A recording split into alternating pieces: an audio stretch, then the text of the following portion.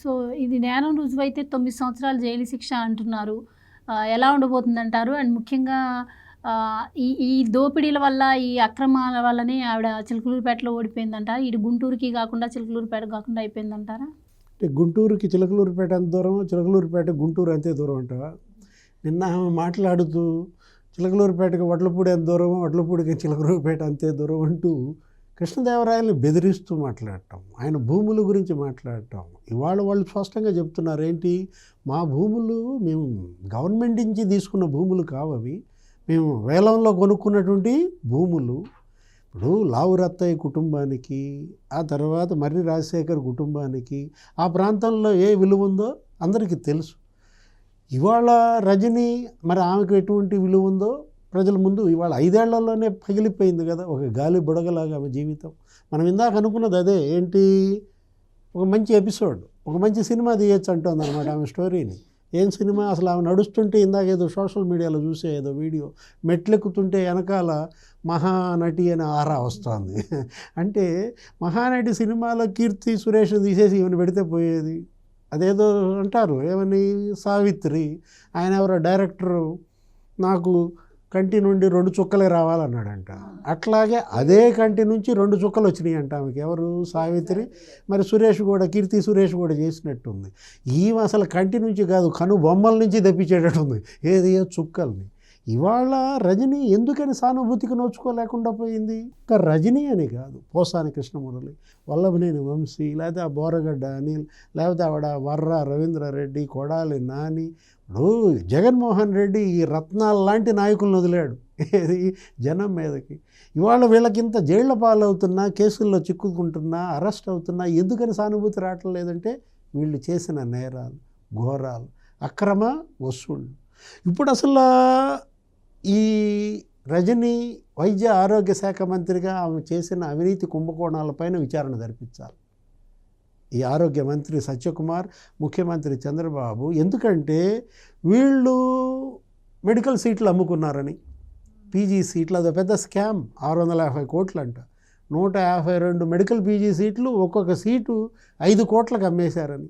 ఆ నాడు నేడు ఏది హాస్పిటల్స్ కట్టామని, పిఎస్సీలు కట్టామని రంగులు పాతాటికి మార్చి బిల్లులు చేసుకుని ఆ సిమెంటు స్టీలు 8,000 కోట్ల స్కామ్ అది. ఆ మెడికల్ కాలేజీలు 17 మెడికల్ కాలేజీలు బిల్లులు ఇవ్వకుండా వాళ్ళ దగ్గర కమిషన్లు తీసుకోవటం, వేధింపులకు గురి చేయడం. అంటే అసలు వైద్య ఆరోగ్య శాఖ మంత్రిగా రజని బాధ్యతలు చేపట్టిన తరువాత ఆ మందుల కొనుగోళ్ల స్కామ్, దగ్గర 1000 కోట్ల కుంభకోణం అని. నిన్న కూడా అవినిగడ్డలో పట్టుకున్నారు ఏదో మందులు, ఎపిడ్రిన్ ఏవో మందులు. అంటే అక్కడ ఐసిస్, ఆ తీవ్రవాదులకి అమ్మే మందులు అన్నమాట. ఎలా వీళ్ళు మందుల ఫ్యాక్టరీలను కూడా కబ్జాలు చేసి, వీళ్ళే మందుల తయారీ, వీళ్ళే అమ్మకం, ప్రభుత్వానికేమో ఎక్స్పైర్డ్ మెడిసిన్స్ అంటగట్టడం, కొన్ని 100 కోట్ల రూపాయలు ప్రభుత్వ ధనం ఈ మందుల కొనుగోళ్లలో మిస్ప్రిజం. అంటే ఇప్పుడు పడ్డ కేసులన్నీ ఒక ఎత్తు, ఇక పడబోయే కేసులు ఇంకో ఎత్త. ఇవాళ బాధితులంతా నీకు పుట్ట బయగిలినట్టు బయటకు వస్తున్నారు. విడుదల రజని మనం చూసాం, అక్కడెవరో దళిత నాయకుడు పిల్లి కోటి, వాడిని పోలీస్ స్టేషన్లో పెట్టి చిత్రహింసలు పెడితే ఆ ఇన్స్పెక్టర్ అదేదో వీడియో ఆమెకు చూపించటం. అంటే ఈ సెల్ఫీ వీడియోల ద్వారా చిత్రహింసలు పెట్టించటం అనే ఎపిసోడ్కి ఈమె అంకురార్పణ, ఈ మొక్కేనా? ఆ తర్వాతే RRR ఏదో గుంటూరు సిఐడి కార్యాలయంలో చిత్తగొడత ఆ వీడియో ఏదో జగన్మోహన్ రెడ్డికి చూపించాడని. అంటే పోలీస్ స్టేషన్లో లాఠీలతో నీకు చిత్తగొడుతూ వీడియోలు చూస్తారా? ఇది ఎక్కడి శాడిజం? ఆ పిల్లి కోటి కేసు ఈమె పైన, ఎవరిపైన? విడుదల రజనీ పైన. మీరు అసలు ప్రజాసేవ చేయడానికి వచ్చారా, వసూళ్ళు చేసుకోవడానికి వచ్చారా? అదేదో సినిమాలో ఎవరో క్యారెక్టర్ ఉంటుంది, జంబలగిడి పంబ ఏదో జయలలిత, ఆమె ఏదో నడుముకి గంట ఒకటి కట్టుకుని ఆ బండి వసూలు చేస్తూ ఉంటుందంట. అట్లాగే ఈమె కూడా గంట కట్టుకుందా? వసూళ్ళ రజని అనే చెడ్డ పేరు తెచ్చుకోవటం ఏంటి? అదేమంటే మర్రి రాజశేఖర్ మీద ధ్వజమెత్తుతారు. పొలిటికల్ ఫ్యామిలీస్ అవి ఆ జిల్లాల్లో ధ్వజస్తంభాలుగా కొన్ని దశాబ్దాలుగా రాజకీయాల్లో ఉన్న కుటుంబాలు.